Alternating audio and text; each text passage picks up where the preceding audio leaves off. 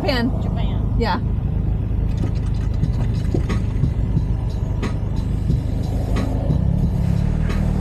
If you've been following my channel, you'll know that I've been developing a stock mount intercooler for RX-7s. And since I'm not a full shop, I don't have all the equipment at my disposal to use during this process. One thing that's been a huge help is 3D printing.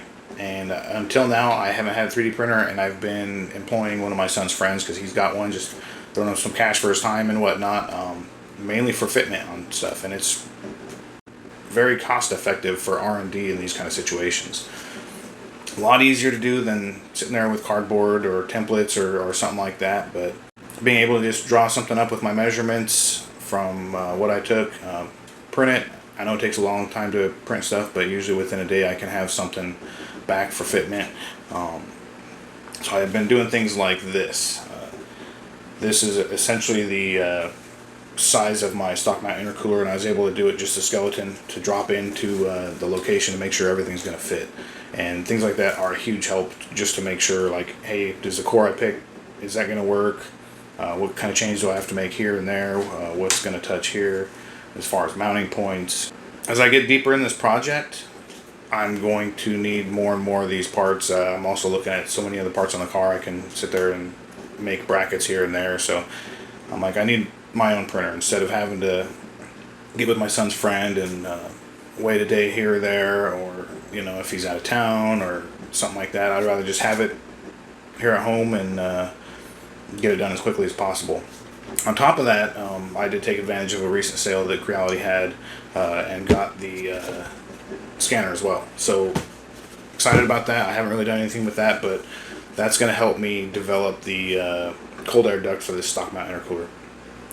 So prior to this, I've had zero experience with 3D printers, 3D scanners, so this is my first time for all this stuff. I do have CAD experience just from my education and just tinkering around and whatnot, but I did a ton of research on the 3D printers, and it was kind of a really hard decision between the Bambu Lab H2D and the Creality K2 Plus, and I ultimately ended up with K2 Plus mainly because of the recent changes that Bambu Lab made with their software. So if you don't know about those issues, I'm not going to get into it. Yeah, you can definitely read tons and tons of threads about it. Long story short, you pretty much have to use like their cloud everything. They're going to have access to all your files. You really don't own any of your personal design. So say if I were a company and I designed something, Bambu Lab is going to have full access to it, and it's based out of China, and China can essentially replicate it and boom, make your product, and there's nothing you can do about it. So I don't like the idea of that, even though I'm not going to be doing anything crazy. I just would rather not have the company have access to everything I have. So that really pushed me towards a K2 Plus. Now both of them are very similar. I think Bambu Lab probably has a little bit better reputation, but the main thing I was looking for in a 3D printer was being able to print the higher temp stuff, the ASA, the nylons, carbon fiber mixtures for automotive purposes, because PLA is not going to cut the mustard when it comes to automotive applications. So low temperature plastic, it's not good against chemicals and whatnot, and me making car parts, that's just not really feasible. So I don't have the time to do one of the kit builds, otherwise I would like to do something like that. Some of the Prusa, like the XL and the multi-head ones, those would be great, but then you got to build a enclosure for it, because when you do the higher temp filaments, it does need to be like an oven. You have to have a high temp bed, you have to have the whole environment high temp. So that pretty much left me with the H2D and the K2 Plus, because they already came with enclosures ready to print this stuff right out of the box. And the K2 Plus does have a slightly larger build volume, which is a plus over the H2D.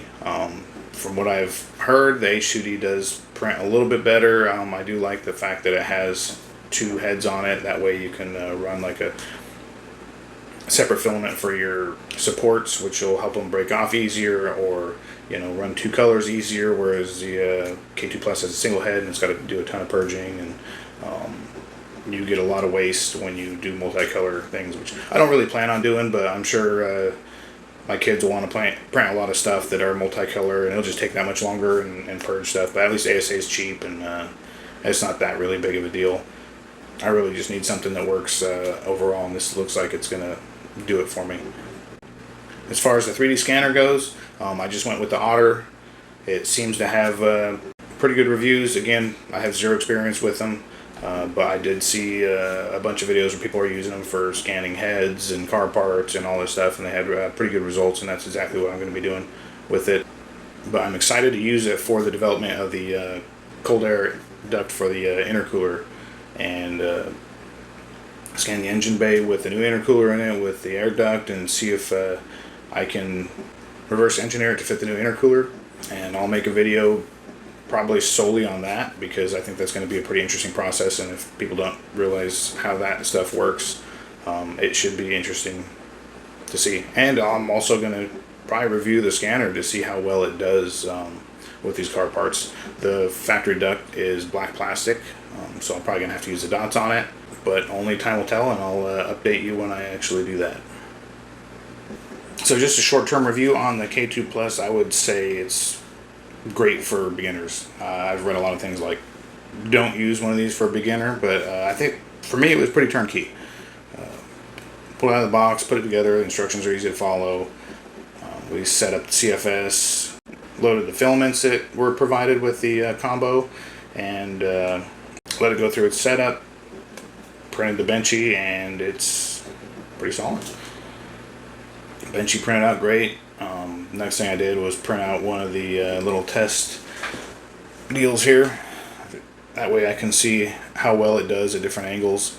I don't know if you can, how well you can see that, but no stringing or anything. I think this goes up to 70 degrees, so that's pretty good. There's dog hair, but I'd say for out of the box, I think I mentioned this is just the provided hyper PLA from Creality. I can't speak on the high temperature filaments yet, but I'll get into that when I buy some and start doing some automotive parts with it. I am going to have to make an exhaust system and patch it out of my office, because that stuff's not good to breathe. So that's one thing I'm going to print. I'm sure I'll do a video on printing an exhaust system with a working poop chute and whatnot, and show you how I vent it out of my office and make sure I'm not breathing this stuff when I print it. I was pretty impressed with how fast the K2 Plus printed. I printed the prototype of my fan shroud for the intercooler, and it took probably a little over an hour. Printed it extremely well, no issues. And that was the first print that I did out of my design.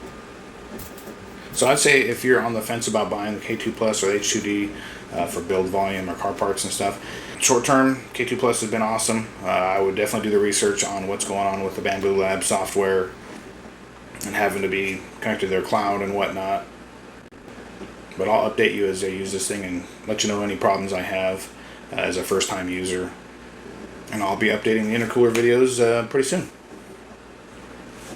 K2 Plus is pretty large, which is to be expected. That's what I wanted for the larger build volume. Here it is next to the full-sized PC tower, just to get a reference. So far, I'm pretty happy with it. Haven't had any issues. Honestly, my son's been printing a lot more than I have, but that'll change here pretty soon when I start developing more parts and whatnot. But